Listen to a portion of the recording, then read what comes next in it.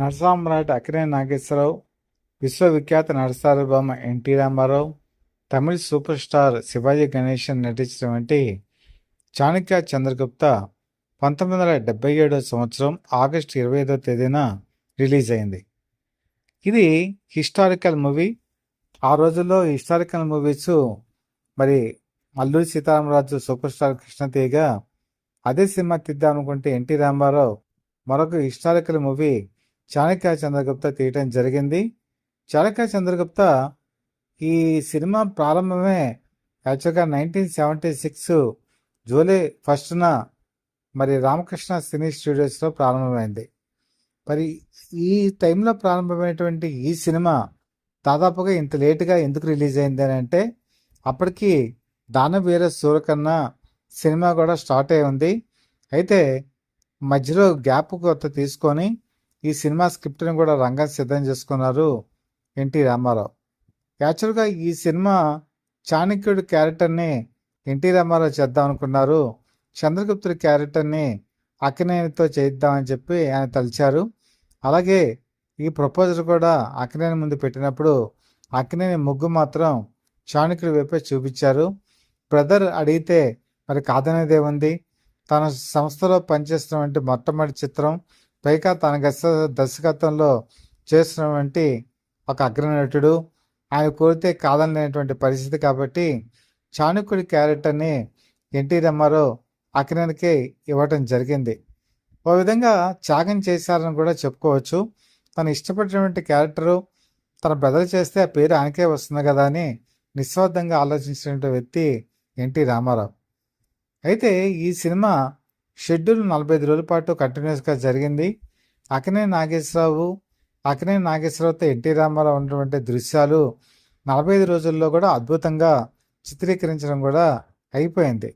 ఇంకా సినిమా ముందుకెళ్ళేటువంటి తరుణంలో ఓ పక్కన కురుక్షేత్రం కూడా స్టార్ట్ అవడంతో ఈ ప్రాజెక్టుని పక్కన పెట్టి దానవీర సూరకర్ణ ప్రాజెక్టుని మళ్ళీ వెలుగులోకి తీసుకురావాల్సిన అవసరం ఏర్పడింది. అది కరెక్ట్గా 1977 సంక్రాంతికి రిలీజ్ చేయవలసిన పరిస్థితి రావటంతో కొద్ది కాలం పాటు చాణక్య చంద్రగుప్త గురించి ఆలోచించడం మానేశారు. అప్పుడే బ్రదర్ అక్కినేనితో ఆయన ఒక ప్రపోజల్ కూడా పెట్టారు. దానవీర సూరకర్ణ సినిమాలో ఏదైనా క్యారెక్టర్ మీరు చేయండి అని ఆ స్క్రిప్ట్ అంతా ఆయనకే ఇచ్చారు. కృష్ణుడి క్యారెక్టర్ బాగుంటారని చెప్పినా కూడా కృష్ణుడి క్యారెక్టర్ చేయడానికి అక్కినేని సందేహించారు. చివరికి కర్ణుడి క్యారెక్టర్ అయినా వేయమని చెప్పి ఎన్టీఆర్ కోరారు. కానీ తాను పౌరాణికాలు చేయడం మానేశాను అని అక్కినేని చెప్పడంతో ఆ పాత్రలు కూడా ఎన్టీఆరే చేయాల్సి వచ్చింది. వాళ్ళు పౌరాణిక పాత్రలు మానేశాను అని అక్కినేని ఎందుకు చెప్పారంటే, శ్రీకృష్ణాంజనేయ యుద్ధం ఇద్దరి కాంబినేషన్లో వచ్చినటువంటి సినిమా. ఈ సినిమా రిలీజ్ అయిన తర్వాత ఈ అగ్రనటుల మధ్య అనేక విభేదాలు వచ్చాయి. ఇద్దరు కూడా మాట్లాడుకోవటం మానేశారు. ఎంతకాలం అంటే 14 సంవత్సరాల పాటు. 14 సంవత్సరాల తర్వాత కలిసిన మనసులు అవి ఎప్పుడూ కూడా చెదిరిపోకూడదు, కలకాలం ఉండాలనేటువంటి గుర్తుతో చాణక్య చంద్రగుప్త వాళ్ళు ఒక ప్రతిష్టాత్మకంగా తీసుకొని ముందుకెళ్లారు. అందులో మరి రోమన్ చక్రవర్తి అయినటువంటి అలెగ్జాండర్ క్యారెక్టర్ని శివాజీ గణేశన్ కూడా వేయటంతో ఈ సినిమా మీద భారీ ఎక్స్పెక్టేషన్స్ పెరిగిపోయాయి. అభిమానులు కూడా ఎంతో ఆతృతగా ఎదురు చూశారు. అప్పటికి దానవీర సూరకర్ణ రిలీజ్ అయింది. అద్భుతమైనటువంటి కలెక్షన్స్, అద్భుతమైన విజయం, ₹1 కోటి పైగా కలెక్షన్స్ చేస్తూ ముందుకి అప్రతిహతంగా వెళ్ళేటువంటి సందర్భం. అదే టైంలో అడవి రాముడి సినిమా విజయ్ దుందుబి మోగిస్తుంది. అది రిలీజ్ అయినటువంటి 1 మంత్ తర్వాత అన్ని థియేటర్స్లో రాష్ట్ర వ్యాప్తంగా చాణక్య చంద్రగుప్త సినిమా కూడా రిలీజ్ అయింది. ఈ చాణక్య చంద్రగుప్త మరి ఆశించేంత స్థాయి విజయం సాధించిందా అని చాలామందికి డౌట్ వస్తుంది. కానీ ఈ సినిమాలో కొంత నాటకీయత ఎక్కువైంది సెకండ్ హాఫ్లో నాకు అభిప్రాయం ఆ రోజు ప్రజల్లో వచ్చింది. అదొక కారణం అయితే, రెండోది ఏంటంటే 2 సూపర్ డూపర్ హిట్ సినిమాలు దానవీర సూరకర్ణ, అడవి రాముడు. ఈ రెండిట్లోనూ ఎన్టీ రామారావు చూసినటువంటి జనాలు మూడో సినిమా కింద ఈ చాణక్య చంద్రగుప్తని యాక్సెప్ట్ చేయలేకపోయారు. ఎందుకంటే అప్పుడు ఆయన ఇమేజీ తారాస్థాయికి పెరిగిపోయి ఉంది. పైగా చాణక్యుడి గురువుగాను, శిష్యుడిగా మరి ఎన్టీ రామారావును ఊహించుకోవటం ప్రేక్షకులకి కష్టమైంది. అలాగే ఈ సినిమాకి వచ్చేటప్పటికి విలన్స్ నందులు, ధననందుడి దగ్గర నుంచి నవనందులు ఉంటారు.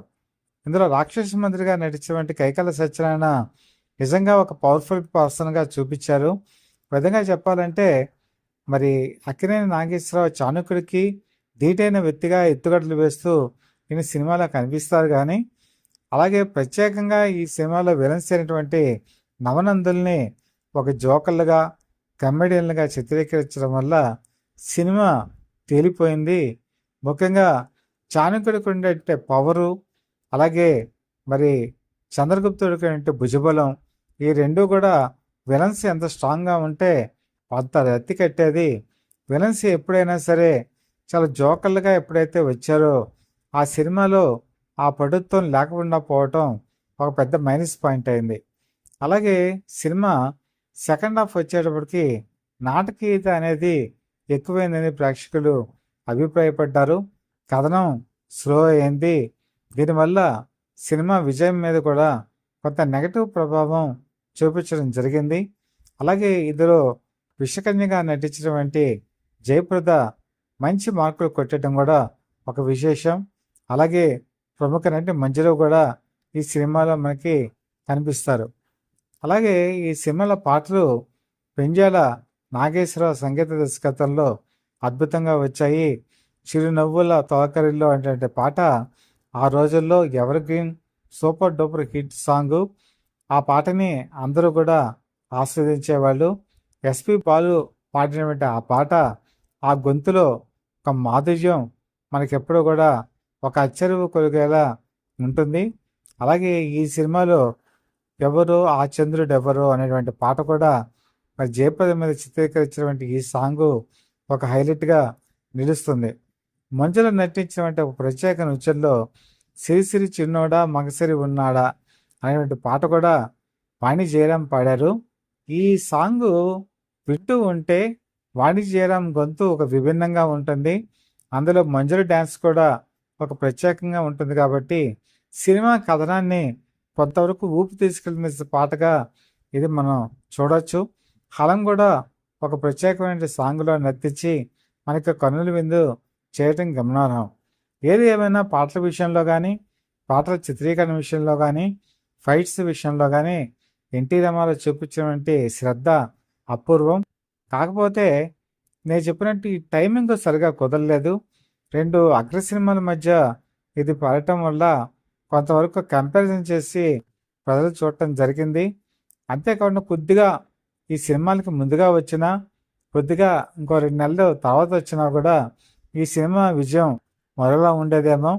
కొద్దిగా మార్పులు చేర్పులు నవనందుల విషయంలో వాళ్ళు స్ట్రాంగ్ విలన్స్గా కనుక చూపించుంటే ఆ సుదూర విజయం చాలా అసాధ్యంగా కనిపించేది, కూడా చాలా అద్భుతంగా కూడా విజయం సాధించేది. అలాగే శివాజీ గణేషన్కి కూడా ఒక ప్రత్యేకమైన శ్రద్ధ కనిపిస్తూ ఆయన తన ఎన్టీఆర్ ఎస్టేట్స్లో ఆతిథ్యం ఇచ్చారు. ఎక్కడ హోటల్లో పెట్టలేదు. అది అప్పుడు హైదరాబాద్లోనే చిత్రీకరణ అంతా కూడా జరిగింది. ఆయనకి ప్రత్యేకంగా భోజనం ఏర్పాట్లు కూడా ఎన్టీ రామారావు చేయించారు. పిట్ట మాంసం అంటే శివాజీ గణేషన్కి చాలా ఇష్టం. వాటిని ప్రత్యేకంగా వండించి మంచి కుక్స్ని తెప్పించి రుచికరమైన భోజనాన్ని ఇప్పుడు ఎన్టీఆర్ ఎస్టేట్స్లో, అంటే నాచారం దగ్గర గండిపేట దగ్గర ఉందండి అది. ఆ గండిపేట దగ్గర ఉంటే ఎస్టేట్స్లో ఆయన పెట్టి ప్రతిరోజు కూడా కాల్లో అన్నపూర్ణ స్టూడియోస్కి, అలాగే తన రామకృష్ణ సినీ స్టూడియోస్కి తీసుకొచ్చి అపూర్వమైన ఆతిథ్యం ఇచ్చి ఆయన్ని ఆ సినిమాలో నడిపేసి చాలా గొప్ప అభిమానాన్ని చాటుకున్నారు ఎన్టీ రామారావు.